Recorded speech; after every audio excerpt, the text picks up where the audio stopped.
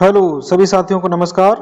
अपने पाठशाला परिवार के ऑनलाइन प्लेटफॉर्म पर आप सभी का स्वागत है। उत्तर प्रदेश से संबंधित करंट अफेयर्स की क्लास लेकर के आए हैं। आइए शुरुआत करते हैं। उत्तर प्रदेश के सभी एग्जाम्स के लिए बहुत ही इंपॉर्टेंट क्लास होने वाली है, तो शुरू करते हैं आज की क्लास। तो पहला प्रश्न दिया गया है, उत्तर प्रदेश के किस जनपद में राज्य का पहला महिला सैन्य स्कूल खोला जाएगा। तो भाई इसका महिला सैन्य स्कूल कहाँ खोला जाएगा? तो ये हो जाएगा मथुरा में। इसका आंसर हो जाएगा मथुरा में ये खोला जाएगा। तो बात कर लेते हैं कि सबसे पहले महिला शिक्षा का विश्वविद्यालय या स्कूल कहाँ खोला गया? तो ये खोला गया था 1848 में। 1848 में पुणे में खोला गया था। और किसने खोला? तो ये सावित्रीबाई फूले के द्वारा इसको स्कूल महिला शिक्षा के लिए स्कूल खोला गया था। इसके बाद पूरे भारत में अगर बात करें तो ये सैन्य स्कूल इनकी संख्या है 6 और ये उत्तर प्रदेश का पहला महिला सैन्य स्कूल होगा। इसी के साथ अगले प्रश्न की ओर बढ़ते हैं। उत्तर प्रदेश पुलिस की 25वीं वार्षिक घुड़सवारी प्रतियोगिता में कौन सा मंडल चैंपियन बना है? कह रहा है यूपीपी की 25वीं वार्षिक घुड़सवारी प्रतियोगिता हुई, उसमें कौन सा मंडल चैंपियन रहा है? तो भाई ये चैंपियन पर रहा है ये मुरादाबाद मंडल, इसमें चैंपियन पर रहा है। अब बात कर लेते हैं यूपीपी की। तो उत्तर प्रदेश पुलिस की स्थापना जो है वो 1863 ईस्वी में इसकी स्थापना, उत्तर प्रदेश पुलिस की स्थापना होती है। ये विश्व की सबसे बड़ी पुलिस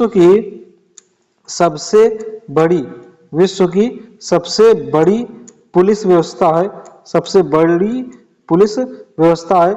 इसी के साथ ये बात करें इसका संकल्प वाक्य क्या है? तो इसका संकल्प वाक्य है सुरक्षा आपकी संकल्प हमारा। सुरक्षा आपकी संकल्प हमारा, ये इसका ध्येय वाक्य संकल्प हमारा, इसका ध्येय वाक्य है। इसी के साथ अगला प्रश्न है, हाल ही में विश्वविद्यालय अनुदान आयोग द्वारा उत्तर प्रदेश के किस विश्वविद्यालय को प्रथम श्रेणी का दर्जा दिया गया है?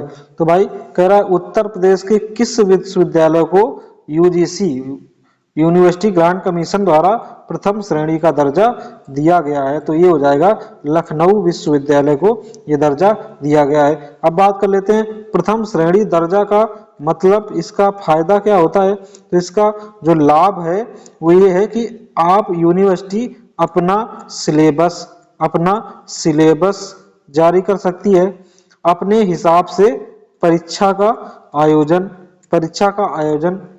करा सकती है। और अगर ऐसा नहीं होता है तो ये यूजीसी के अनुसार ही सिलेबस और परीक्षाएं करवानी पड़ती हैं। अब बात कर लेते हैं यूजीसी की। तो यूजीसी की स्थापना जो है 1956 में स्थापना होती है। इसका कार्य क्या है?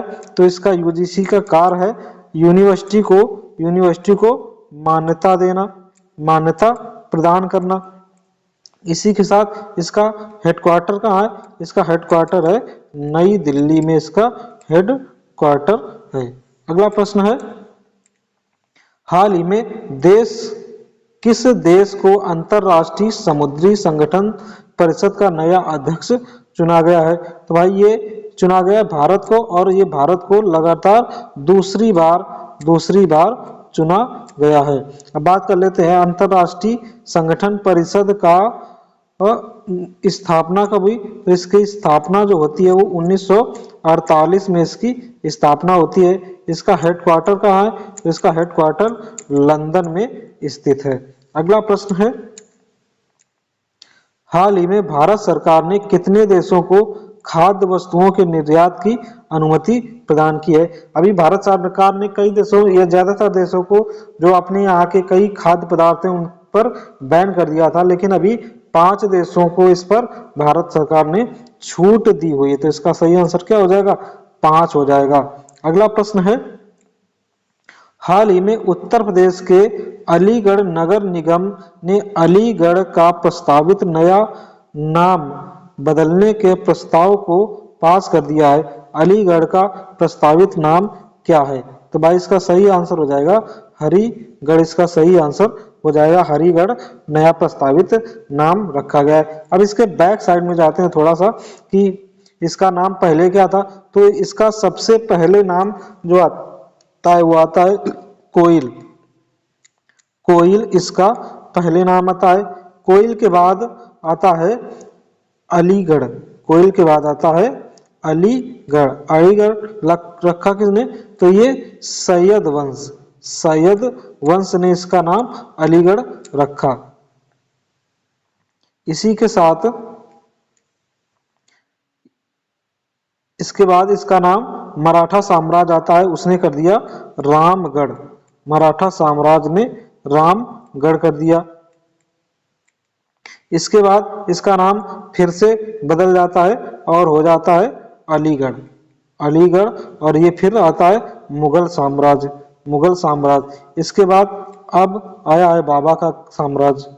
अब आया है बाबा जी का साम्राज्य। तो अब फिर से इसका नाम परिवर्तित होके हरिगढ़ हो रहा है। अगला प्रश्न है 2 नवंबर 2023 को उत्तर प्रदेश के पशुधन मंत्री धर्मपाल सिंह ने किस जिले में प्रदेश के पहले भेड़ बकरी पालन प्रशिक्षण केंद्र का लोकार्पण किया है? तो भाई इसका सही आंसर हो जाएगा इटावा में ये किया गया है। भेड़ बकरी पालन प्रशिक्षण केंद्र का लोकार्पण इटावा में किया गया है। अब बात कर लेते हैं कि इसका उद्देश्य क्या है। तो इसका उद्देश्य है किसानों और पशुपालकों को प्रशिक्षण प्रदान करना इसका उद्देश्य हो गया है। अगला प्रश्न है, इसी से एक संबंधित और प्रश्न है कि केंद्रीय बकरी अनुसंधान संस्थान कहाँ है? केंद्रीय बकरी अनुसंधान संस्थान तो वो है मथुरा में। केंद्रीय बकरी अनुसंधान संस्थान मथुरा में है। इसी के साथ इंडियन वेटनरी रिसर्च इंस्टीट्यूट कहाँ है? इंडियन वेटनरी रिसर्च इंस्टीट्यूट ये है इज्जतनगर में है। इसी के साथ सेंट्रल एवियन पक्षी रिसर्च सेंटर कहाँ है? ये भी इज्जतनगर में है। अगला प्रश्न है, उत्तर प्रदेश में निवेश के आंकड़ों का संकलन कर रही एजेंसी केपीएमजी द्वारा अक्टूबर 2023 में जारी रिपोर्ट के अनुसार उत्तर प्रदेश में मौजूद यूनिकॉर्न स्टार्टअप हैं। तो कह रहे उत्तर प्रदेश में कितने स्टार्टअप वर्तमान में मौजूद हैं? तो इसका सही आंसर हो जाएगा 8 स्टार्टअप उत्तर प्रदेश में मौजूद है। अगर पूरे भारत की बात करें तो भारत में स्टार्टअप जो हैं उनकी संख्या 108 है और उत्तर प्रदेश में कितनी है?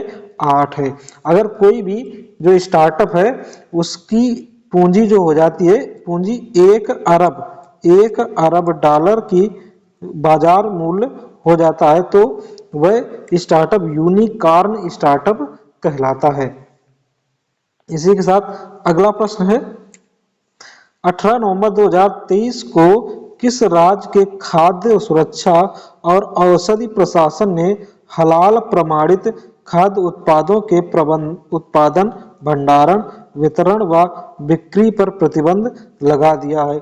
तो भाई ये किसने किया है? तो ये किया है उत्तर प्रदेश सरकार ने किया है। अब क्यों किया है? तो उसका कारण है कि हलाल प्रमाणित जो वस्तुएं हैं इनकी डिमांड जो है वो इस्लामिक देशों में सबसे ज्यादा होती है। इस्लामिक देशों में सबसे ज्यादा होती है।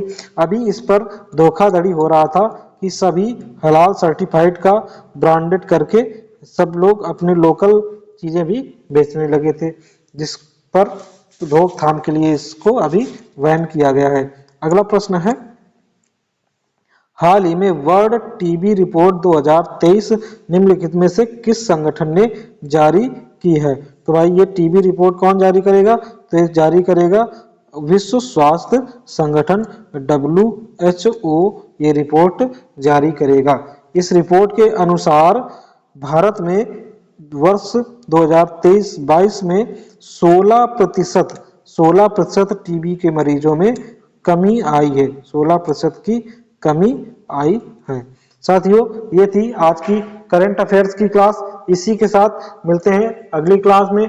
तब तक आप सभी मस्त रहें, व्यस्त रहें, और वीडियो पसंद आया हो तो वीडियो को लाइक करें, कंटेंट पसंद आया है तो कंटेंट को लाइक करें, चैनल पर नए हैं तो चैनल को सब्सक्राइब करें। इसी के साथ मिलते हैं अगली क्लास में। तब तक सभी साथियों को जय हिंद।